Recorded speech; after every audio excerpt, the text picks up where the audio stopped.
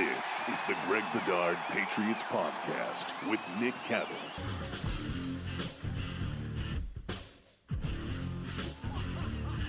He's Greg, I'm Nick. It's the Greg Bedard Patriots Podcast with Nick Cattles, and this episode is brought to you by our friends at FanDuel, the exclusive wagering partner of the CLNS Media Network. Sign up now at FanDuel.com/Boston and claim your $200 bonus. Before we get into all the draft stuff, Greg, let's hit some headlines. First of all, you had a little bit of a health issue over the weekend. I did. I figured this would be the best place to address it, and not to get into the nitty gritty or anything, but a little bit of a scary situation during the Bruins game on Friday night. After the first period, I got up from the couch. I had just taken a drink of something, and I had the sensation that it went down the wrong pipe. But I was like, whatever, it'll pass in a second. And next thing I know, I was face down on the floor with my wife and kids looking very concerned, blood pouring out of my nose. Long story short, went through the whole thing, ambulance, couple different hospitals, things like that. But at the end of the day, after a couple of days in the hospital, which I wasn't crazy about, at the end of the day, I checked out 100%. They checked everything, blood work, heart, x-rays, everything. And at the end of the day, the working theory is that, I don't know if you've ever heard of this, Nick, but they called it a vasovagal response, which is basically, and you get this a lot with people who see the sight of blood and they just faint. And basically what happened is what was going on after I drank that, like my body didn't know how to process it. So it basically just shut down. Like the heart, my blood pressure dropped. And I basically fainted, passed out. Luckily, I didn't suffer any real damage. You should have seen my face a couple days ago because basically I had a huge rug burn. It was I was even better looking or worse looking than I normally am. And a little something with my neck, but nothing. But the bottom line is nothing serious. I mean, it's taken me a little bit longer to get up to speed. So I will say, and I apologize for everybody, and especially the BSJ members, I'm behind on draft stuff because a lot of the stuff I do, starting this weekend, I catch up on a bunch of stuff and I just got set back. But luckily we have Kevin Field, who I will be talking nitty gritty draft stuff tonight for a pod tomorrow on draft day. So luckily Kevin's been knocking it out of the park with draft coverage and a lot of the stuff that I would do. He knows what the Patriots are looking for. But look, bottom line is there's nothing wrong with me. Unfortunately for some of you, I'm not going anywhere anytime soon. In fact, my heart is doing really well. And so everything checked out. It was just a weird episode that did not signify that I have anything long-term wrong with me. In fact, I'm extremely healthy. My goodness, my guy. I'm glad it's all right. And now I apologize for the email I sent to you yesterday because I feel it was terrible. No, it's fine. It's fine. I was back home on Sunday afternoon and I've been working and, just getting back up to speed. Sometimes with my neck, sometimes I overdo it a little bit. Last night was kind of rough. I just have to realize that my body's still recuperating a little bit, but no, it's all good. And a lot of the stuff that, you talked about, we'll talk about, in due time, as we sort of formulate what's next for BSJ and things like that, and we're hoping that Nick's a part of that and even more than he is now, certainly. So we'll deal with that in all due time, and it's all good. All right, let's get to some football. Gladly, again, you're okay. Everything checked out well. Good to know that the ticker is ticking as it should. Aaron Rodgers is officially a New York Jet. Finally, the predictable, inevitable outcome. Greg, to you, how much does that change things, especially in the AFC East? Well, I mean, look, we knew this was going to happen at some point. And, even though I don't think we've fully addressed it, I think it changes a lot. But the bottom line is it comes down to Aaron, and people know I'm familiar with Aaron. I covered him very early in his career. We've kept in touch. Including we had a nice conversation at Lambeau Field last season when the Patriots were there.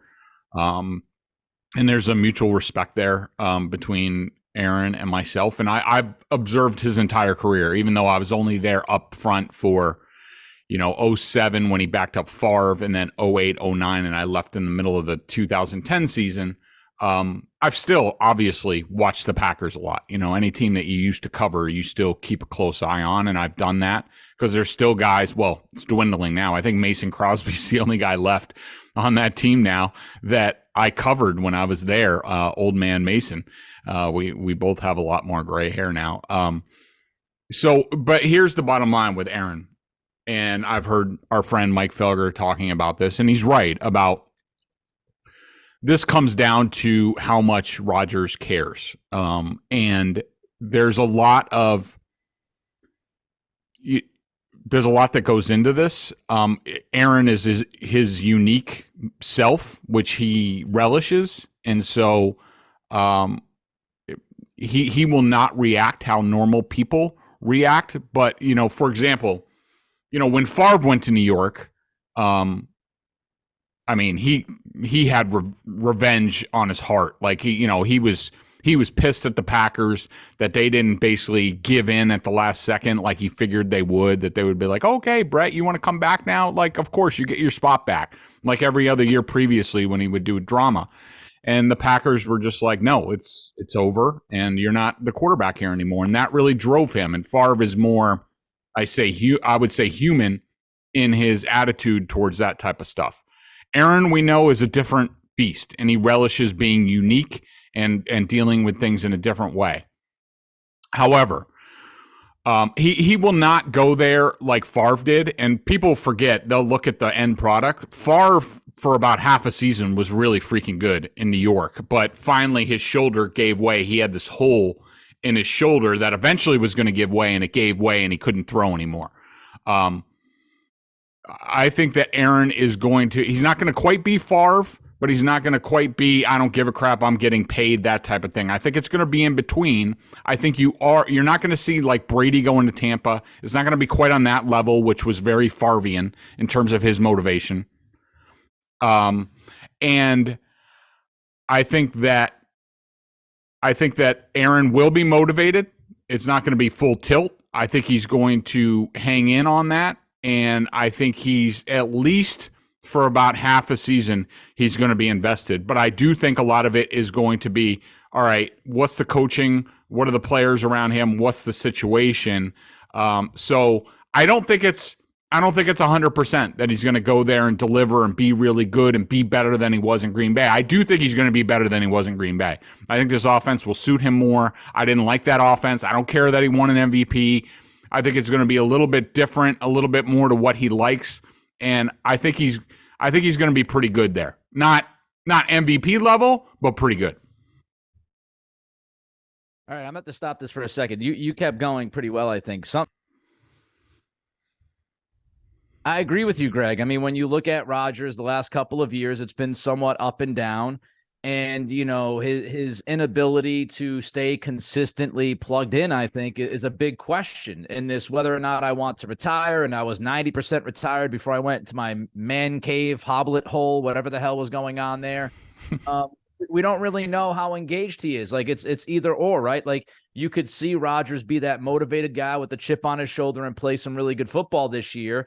Or is he kind of just wandering through the world and not totally plugged in? If he's totally plugged in, I think it's at least a 4-win difference for the Jets, if not bigger. I mean, they could be 11, 12-win team with that defense if he plays well. So pretty big change. As far as the division, I see people saying that the Patriots are now doormats.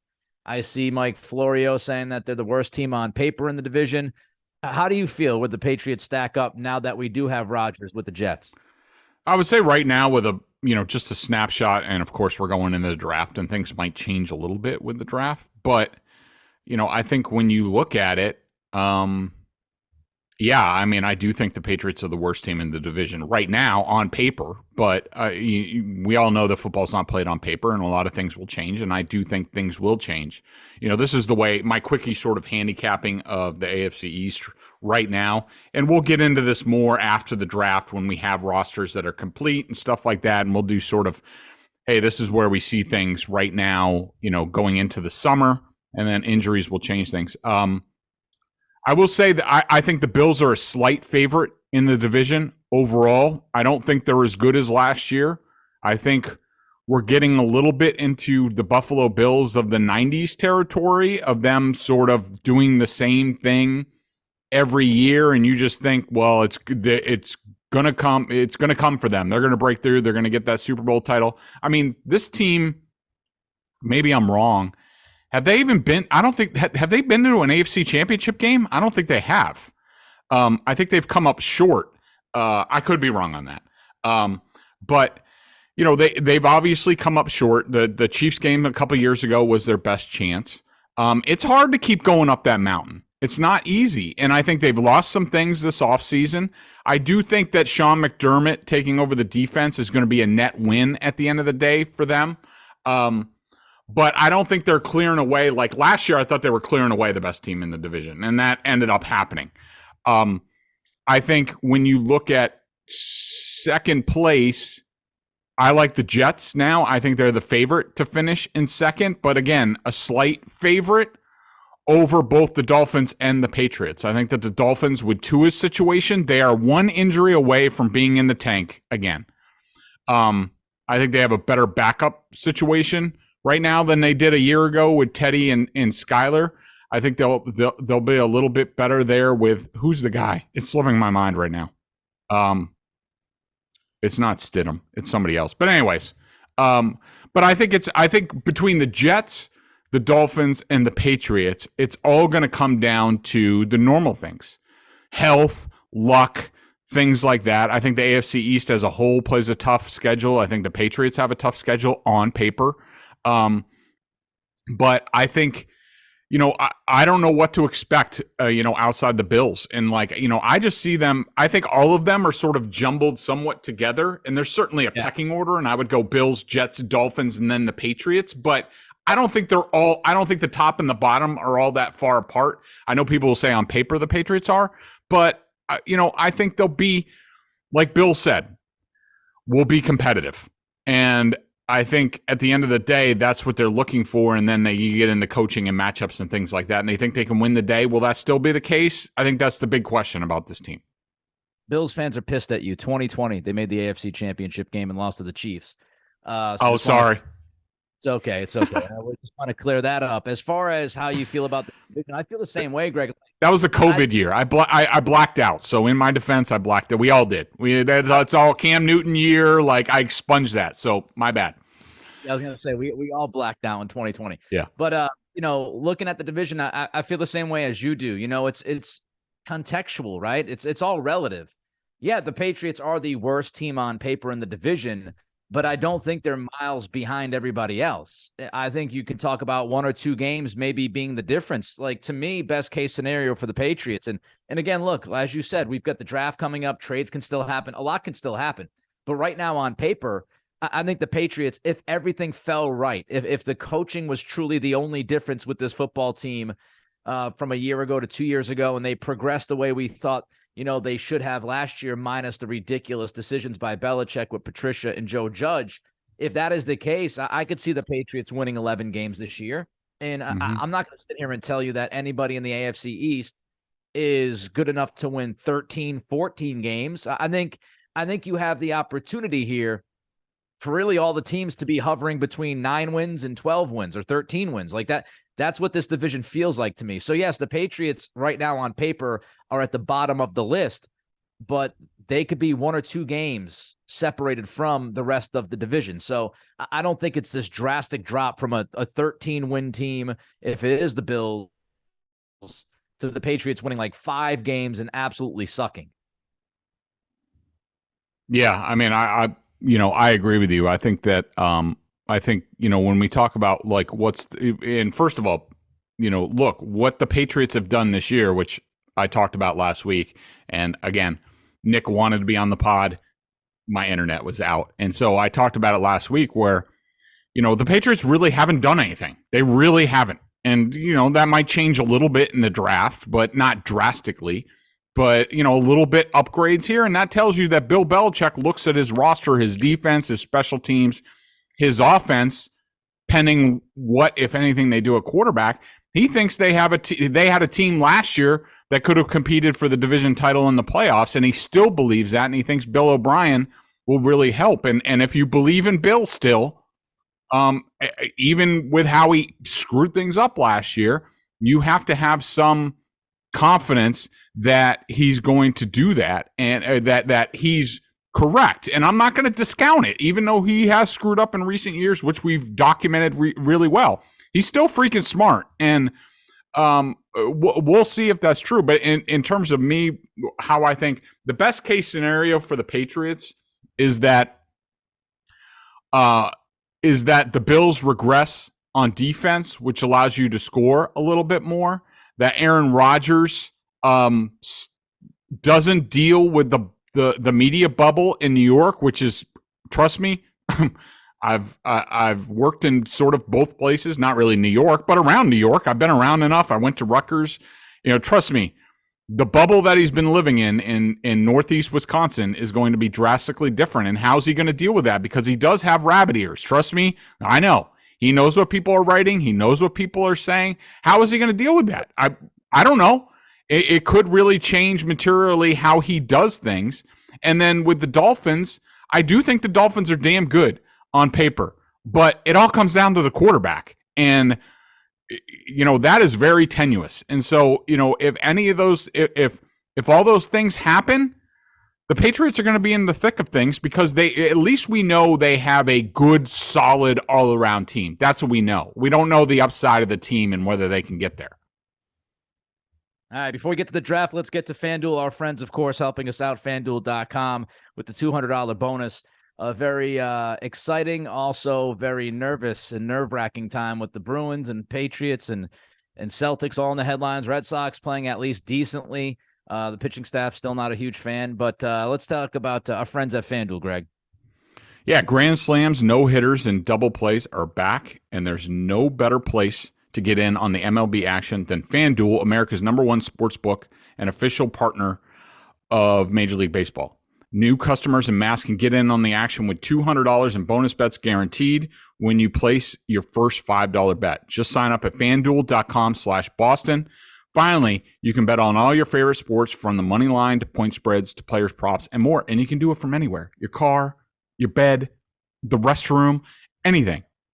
So bet now on an app that's safe, secure, and super easy to use. Don't miss your chance to get $200 in bonus bets, win or lose. Visit FanDuel.com/Boston and make every moment more. FanDuel, official partner of Major League Baseball. One thing on that, Nick, and I was just looking for my I'm having a little trouble logging in, but I just want to let people know you can go on FanDuel.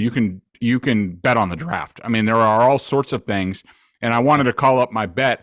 I did a couple of long shot Patriots bets. This was a while ago, and I placed a bet that their first pick would be. Can you guess what position I bet on? I'm gonna guess you went with cornerback. Nope, I went with linebacker, just because of the longer odds. Just to take, because for some reason, I see Bill Belichick having I was trying to think of, all right, if they draft the same way they did last year and draft somebody, first couple guys around too early, who could that be? I think Jack Campbell, the linebacker, who's like 6'5", he's big and can run. He's basically like, if Bill's looking for an old school guy who can run a little bit, he's the guy for me. And I could see him getting a major draft crush on that guy and being like, I don't care. We're going to trade down. We're going to take him somewhere in the bottom of the first round or something like that. But anyways, that was one of the bets I put. All right, let's get to your draft board. We'll spend about a minute on each of these guys as we run through, because we got a lot to get through here. And we start with the offensive line, Greg. Peter Skoronski, guard/tackle. He's listed as a tackle in some places. Talk about him being a guard in other places. He's from Northwestern. Your thoughts on Peter Skoronski? Yeah, so just to let people know, what we're going to talk about here is if the Patriots are at 14, what would be sort of your draft board in terms of if this player, the proverbial, we're at 14, best player available, who's at the top of our board, and taking out people that we think are gone. Now, Skoronski could be gone. He very well could be. He could be gone at the top 10. I could see him being a Raiders type pick for McDaniels and Ziegler at 7, just to give them, a really solid double that is going to be there for 10 years and going to anchor wherever he fits, tackle or guard. But the number one player on my board, if I got the 14 and I'm going best player available, is Skoronski from Northwestern. I just think, he could play right tackle for the Patriots. If, he would fit in with their best 5 guys philosophy, where it's like, all right, they come in and they say, all right, well, Skoronski's a freaking unbelievable guard, which a lot of people think. Then we're moving Awenu to tackle or something along those lines. I just think that if Skoronski is there at 14, the value that he presents, I can't pass on that. I just can't. Not with the industry. And he could even play left tackle. He did in college, but he would be the number one guy on my board at 14. If you believe he's a tackle, fine. If you're at any, at all concerned about the idea of him possibly being a guard and you have to slip him the guard eventually in the NFL, I'm out. You spent the first round pick on Strange last year. I don't want back-to-back first round picks used on offensive guards. So if his projection is a tackle, cool. If he's a guard, I don't want him to be touched. Next up on your list, Greg, Bijan Robinson from Texas, explosive running back. He's being talked about an awful lot leading up to this draft tomorrow night because, of course, a lot of people are wondering if he's going to be picked in the first round. A lot of people wonder if he's going to be picked in the top 10. Yeah, I could see somebody coming up to get him, but again, and you could make the argument that he would be the number one player on a lot of people's boards. I just think he's when it comes to running backs and top half of the first round in general, that guy better present something in the pass game, like an Alvin Kamara, like a Christian McCaffrey. And I think Robinson is that kind of guy. I think he's that good in the pass game that I think if he's on the board at 14 with the Patriots and say they can't trade out and they get stuck, I could see the Patriots taking Robinson. And now, look, you'll say, well, they have Ramondre Stevenson. Okay. We don't know what they have behind him, but also, the way the Patriots draft, at 14, they need somebody that they know is a no-doubt day one starter. That's sort of their grading system. I think that Robinson is that guy. I think that they would bring him in. They would see how it goes. And then if he is the guy and he's healthy and they think he's the guy that they drafted him to be, then I think with Ramondre Stevenson with 2 years left on his rookie deal, I think he becomes a trade chip. Now, people will say, well, why don't you keep them? Oh, I mean, look, you can't have everything. And, if Robinson is the 14th overall pick and you had him graded 7th in the draft, like, he's the guy. And you can play it by ear, but he would be the guy for me.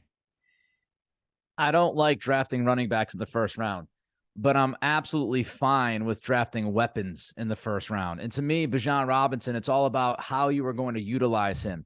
If you see him as a weapon, like Greg's talking about, a pass catcher, a guy that's going to be able to play in the slot, which he has done from time to time. He's even detached himself from the backfield and the line of scrimmage from time to time as a receiver. He receives out of the backfield. He is the ultimate weapon with just explosive ability. If Bill O'Brien sees him as more than a running back, just sees him as a weapon, and we can use him in the passing game, then I can buy into it because he is that talented. Let's jump to offensive tackle, Paris Johnson from the Ohio State University. Yeah, I just think Paris Johnson, he's incredible off the field. Like, great kid, great intangibles, loves football, all that stuff. On the field, definitely has some stuff to work on, but in terms of my tackle rankings of guys who are definitely tackles, Skoronski's, a guard / tackle. Paris Johnson's at the top of my list. He's got a chance. He's got a very good chance to be a franchise left tackle. He's at least a really good right tackle. So if he's there, he's near the top of my list in terms of I'd be okay at 14 not trading out and taking Paris Johnson because all of a sudden you've solidified the future of your offensive line, especially the important tackle positions. Needs a little bit more power to his game. He's a raw kind of guy. Obviously, playing at Ohio State, he's had some really good competition in the Big Ten. I would wonder, you're really potential heavy on the left side. And if you hit on those projections, fantastic. If you've got Cole Strange and Paris Johnson, and they both hit their ceiling, then you have a dominant left side of the line. If not, you might have some issues. Cornerback. Who's on your list? It's Devin Witherspoon. Yeah, he's really the only guy that I would consider at 14. He's a little bit undersized, and I actually looked at this. He's pretty much the same size as Darrelle Revis when Revis came out of Pittsburgh. Now, Revis was 20 pounds heavier and a little bit quicker, but I just love the mentality of this guy, and he tackles like a Mack truck. He thinks he's 6'3" and 250 pounds. You worry about a little bit of wear and tear, the shoulders, things like that. Like if he continues to hit at the pro level like that, but played for Brett Bielema at Illinois. We all know about Bill and his connect. I wouldn't be surprised if the Patriots drafted 3 or 4 guys out of Illinois this year just because of the Bielema. And they do have some good players, some safeties and things like that. But to me, if the rest of those guys are gone and Devin Witherspoon happens to be on the board, I think he's going to be gone by then. He has a good chance to go to the Lions. I think he would fit in with Dan Campbell's mentality, and they need all the help they can get at cornerback and defense. But if for some reason the Lions take somebody else, the Raiders could go with Witherspoon as well. They need help there. I just think Witherspoon, he'd be the only guy that I'd be comfortable with at cornerback in the first round at 14. Yeah, I was going to mention the Raiders. I would imagine that they're looking at corner. Well, they might have to choose between Gonzalez and Witherspoon at 7 if they're both there. We'll see how that all unfolds. I agree with you about the player. He plays hard. He's physical. He's not the biggest dude in the world, but he's a really good fit, and he plays the way Bill likes his corners to play. Another tackle on the board for you, Greg, here, Broderick Jones from Georgia. Yeah, I think he's, he has all the tools. Like you said with Paris Johnson, Broderick is probably a little bit more raw than Paris Johnson, but you know how Bill loves Georgia guys, high level of play. He has all the tools, decent makeup, not ideal, but less of a projection as some of the other guys further down the list. But if Broderick Jones is there, I think he's a day one starter at right tackle, has a chance to play left tackle, and at 14, I'd be happy with that. All right, let's get to some skill positions quickly here. Wide receiver, just your thoughts on Jackson Smith and Jigba. Okay, so in general, that's it. Those 5 guys are the only guys that I would take at 14. This is my trade down line. Anything below here, I'm not comfortable taking at 14. I would rather trade down and go next on my list. But just to tick it off real quick, this is my descending list from here. Lucas Van Ness, the defensive end from Iowa, just because, he's 6'5", 260 pounds. He sort of would play the Dietrich Wise role in this defense where he can do a lot of different things, play 3-4-N, stand up. Don't know about Josh Uche and Anthony Jennings, going forward. Matthew Judon's not getting younger. I don't love Van Ness. I have a lot of AJ Epineza vibes. He hasn't done much with the Bills. So I worry about a little bit with those Iowa guys. Darnell Wright, the tackle from Tennessee, has some really good tape, shut out Will Anderson, but then he has a lot of crappy tape. He is very up and down. I worry about his motor. Next, Christian Gonzalez from Oregon. Better profile physically than, even Devin Witherspoon, but I just don't know if he has the instinct. He's almost sort of like a cornerback in a lab, but can he play? After that, I am going to the wide receivers. Jackson Smith-Njigba would be my top wide receiver, followed by Zay Flowers. I'd be happy with either of those guys a little bit lower in the first round, say in the 20s. I'd love to get one of those guys. I think they're difference makers and will be really good players in this system. And then I go to the quarterbacks after that with Anthony Richardson over Will Levis. Richardson needs time. He needs to sit for a couple years. He'd be the perfect guy if you can get him bottom of the first, if you trade down, to sit and learn behind Mac Jones. And if Mac doesn't pan out, then it's Richardson's time in 2 years. Levis, I'm not a big fan. He has all the tools. I'm sorry. I don't like a quarterback that takes a lot of selfies in the mirror looking at his body, is bulked up. I mean, just look at the Patriots. Look at Tom Brady and Mac Jones and Will Levis. Yeah. One of these guys doesn't belong. And I just can't see Bill. I know there's a lot of smoke, and I wanted to get your opinion on some of the stuff, the top 30 visit, but I just can't see Will Levis being a Bill Belichick guy. I just can't. Yeah, when I look at Levis, and I watched him play a couple times this year with Kentucky, you mentioned the key word when you talked about Christian Gonzalez too. Tools, and other players like toolsy. They have the physical attributes. Levis has the rocket arm. He can make these unbelievable throws, but he's not the most accurate guy in the world. He's turned the football over. You wonder about his approach at certain times, how he approaches the game and all of that. He seems like, outside looking in, he seems like the anti-Patriot, like a Patriot quarterback. You mentioned it. You look at Mac, you look at Brady, you look at guys that Bill loves, at least going into the draft. Even Stidham, Garoppolo, maybe, just because, he's a good-looking guy, but I don't think he was bulked up. Look at Stidham, look at Hoyer. None of these guys are freaking on muscle and fitness. Levis is. Yeah, and Richardson, I agree with your assessment there. I saw a lot of him at Florida, and I watch a lot of SEC football, and, he has raw potential, and he went out there and he destroyed the combine. I would be somewhat concerned about his level of play if you just threw him right into the situation, said you're starting quarterback QB1 right now. I think he needs, at least a year of seasoning before he's completely ready to walk out there. But with the clock ticking on these rookie contracts, we know how this works now. A lot of teams just throw dudes into the fire and say, hey, you're going to do what you're going to do and see if that works out. So I agree with most of what you said about those two quarterbacks. As far as tight end, just want to throw a couple names into the mix because, it's a position that people look at. Hunter Henry's contract situation. Gesicki has a 1-year deal. I've seen a ton of Michael Mayer. I've seen Michael Mayer play 100 times with Notre Dame. I'm a Notre Dame fan, and Michael Mayer is somebody, to me, people say Hunter Henry kind of clone. I could see that. I could see that comparison. He's a bigger guy. He's not this supreme athlete, but he's got, really good hands. He makes contested catches. He makes catches downfield. I've seen him make catches on the boundary. I've seen him make catches down the seam. He's a really good red zone target. To me, he is the most surefire tight end in this draft. I don't think you miss on him. I want to get your thoughts on him if you have any, if you've seen him, and also Dalton Kincaid, who a lot of people would compare to Travis Kelce. Not to say he is Travis Kelce, but he's a movable tight end, more receiver than tight end than anything else, a very good athlete. Would you be entertaining the idea of drafting a tight end in the first round, Greg?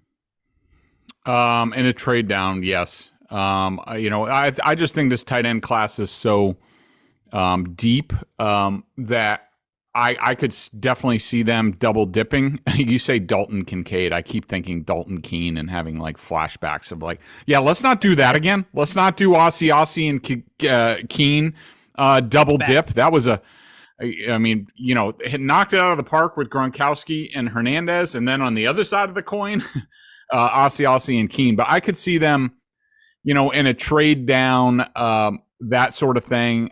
People know, I like the profile of Darnell Washington from Georgia. I think he's a unique type of guy, Daniel Graham, those type of tight ends that Bill really liked that can do things both ways. And I think he has a lot of upside, but I would have a tough time with him probably in round one, maybe early second if they can trade down and do that. Darnell Washington, he's a unicorn, right? He's 6'7", like 265. He's athletic. He's a freak. Some of his films fun to watch. All right, so just before we get to the BSJ member question of the day, just want to run through a couple thoughts here. To me, the needs, cornerback, you're going into this with Jack Jones and Jonathan Jones. I think that's your number one need. I don't want them to reach, but I think that's need number one. Offensive tackle. If you read a lot and you watch a lot on this draft, people will tell you that this is not the best tackle class. And, because of the thin class and because of them having Anderson and Reif now on the roster, I'm not so sold that they're going to go early with a tackle unless somebody falls to them that they think is can't miss. And also wide receiver and edge. I think edge is kind of a sneaky one. Uche's contract, Shootout's contract in a couple of years.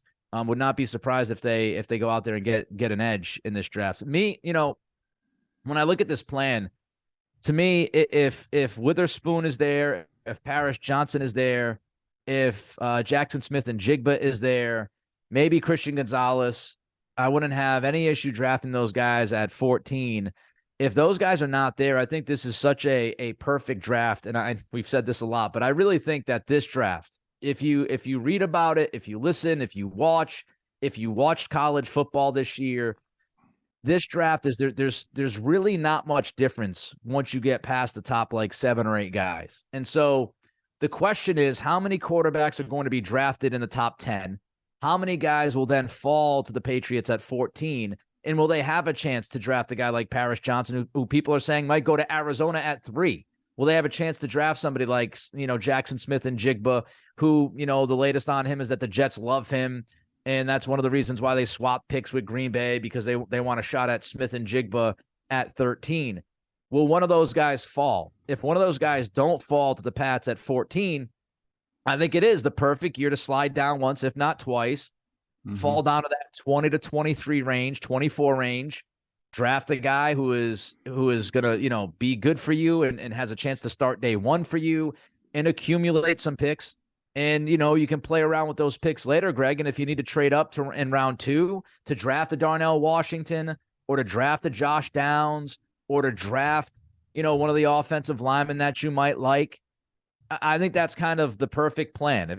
Wait to see if one of those guys drop to you. If not, move down and then try to move up either back into the late first round or towards more the top of the second round.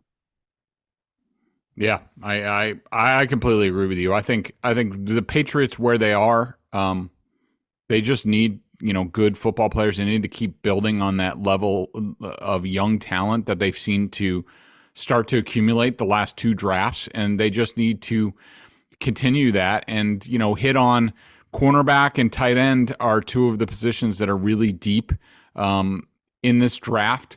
I think, even like you said, tackle's not great, but, maybe an interior guy, because Onwenu's going into, I think, a contract year himself. I just think, I think the sweet spot of this draft is from about 24 to like 100. And I'd be okay with the Patriots getting more picks there and going by their board. Totally agree. Shocker. We agree on something on this podcast.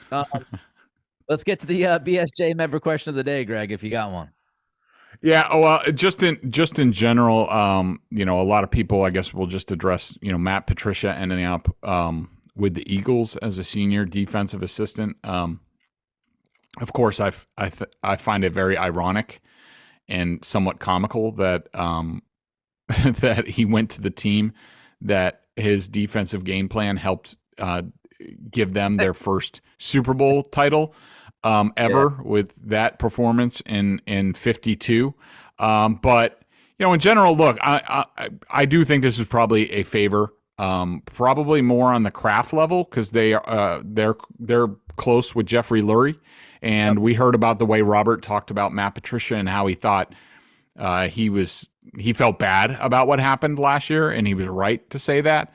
I think that they found him a landing spot. I think it's good for Matt. I wish more people with the Patriots would do that. I wish they would come here, try to get a baseline of working with Bill, and then go someplace else and work, because I think it would make them really well-rounded and sort of, open. I think we've seen a lot of their weaknesses when they go other places is the perception and how they portray themselves to the players. And I think if they see how different coaches do things, like Bill's way is not the greatest way when it comes to all that stuff. It worked here for a while, but we know that there are reasons. So, good for Matt that he's leaving. I hope this is good for his family. I know those transitions can be tough. I thought he was put in a terrible position this past year. He could have stepped up and said, Bill, this is not a good idea for you or for me. And, you need to do something else. He didn't do that. So part of this is his fault, but I'm glad that he's working someplace. It's a good organization, and I think he's going to learn a lot there, and it's going to make him better going forward. What's fascinating about Patricia is, the two major beefs that Patriots fans will have about him is the Super Bowl going against the Eagles, that game, and also what happened last year. And I just find it fascinating that Bill Belichick played a vital role in both of those things. If Bill Belichick, and I'm not saying he wasn't justified, or because I don't know what actually really happened here, but if Malcolm Butler's playing in that Super Bowl, things might have changed. Bill's call to sit Butler, that's what happens. And then last year, Bill's call to put Patricia, in charge of an offense when he was obviously not ready for that. So a couple of Belichick decisions really, really strongly impacting Matt Patricia in an adverse way for Patriots fans. So I am going to take the leave of absence here during the draft tomorrow, but Greg will be back with a draft podcast, get into the nitty gritty with Kevin Field. Want to remind you that the Greg Bedard Patriots Podcast with Nick Cattles is brought to you by our friends at FanDuel, exclusive wagering partner of the CLNS Media Network. Sign up now at FanDuel.com/Boston and claim your $200 bonus. And then Greg and I, the plan right now is to be back on Friday to react. What in the hell did Bill Belichick do on Thursday night? What did the Patriots do in the first round? We'll react to it. All that coming up for you. Be good, be healthy, and be well.